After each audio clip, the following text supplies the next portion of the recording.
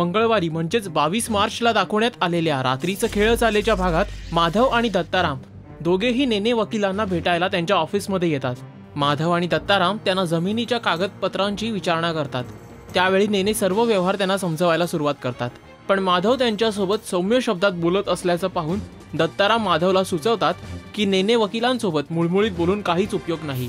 तो हमरीतुमरीवर येणार तितक्यात माधव मध्यस्थी करतो आणि प्रकरण शांत करण्याचा देखील प्रयत्न करतो।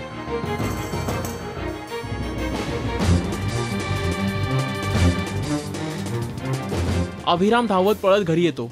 तो आईला सांगतो की आज मी छायाला एकटीनं एका निर्जन ठिकाणी पाहिलं। तेव्हा छाया त्यांच्या समोर येऊन उभी राहते। आई अभिरामला समजावते की इतक्यात तिला कोणतीही गोष्ट विचारणं योग्य नाही।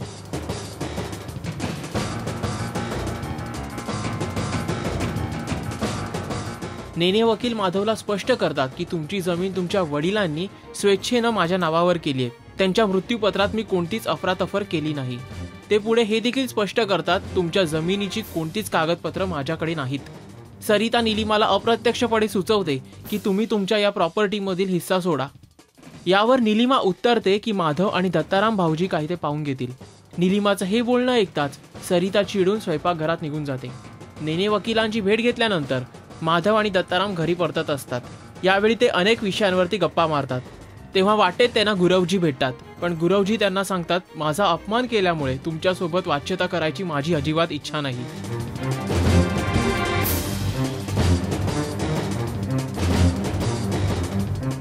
माधव आणि दत्ताराम आपल्या बोलण्यात इतके हरवून जातात की त्यांना कळत नाही की आपण कोणत्या ठिकाणी येऊन पोहोचलोय। क्षणासाठी ते दोघेही अस्वस्थ झालेले पाहायला मिळाले।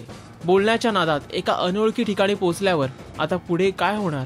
छाया निर्जन ठिकाणी नक्की कशासाठी जाते आणि याचं रहस्य घरच्यांना कळू शकेल का? या प्रश्नांची उत्तरं जाणून घेण्यासाठी पाहत रहा रात्रीचं खेळ चाले या मालिकेचे हायलाइट्स फक्त राजश्री मराठीवर। तसंच या एपिसोड विषयी आपल्याला काही प्रतिक्रिया द्यायच्या असतील तर लिहा या व्हिडिओच्या खाली असलेल्या कमेंट सेक्शनमध्ये। नमस्कार, मी Shashank Ketkar. Please subscribe to Rajshri Marathi.